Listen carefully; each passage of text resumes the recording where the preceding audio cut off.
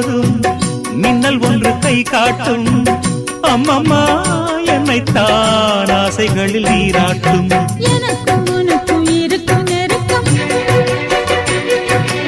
இளமை தொடங்கி முதுமை வரைக்கும். இரவும் பகலும் உறவை வளர்க்கும் இடையில் இருக்கும் தடையை தகர்க்கும்.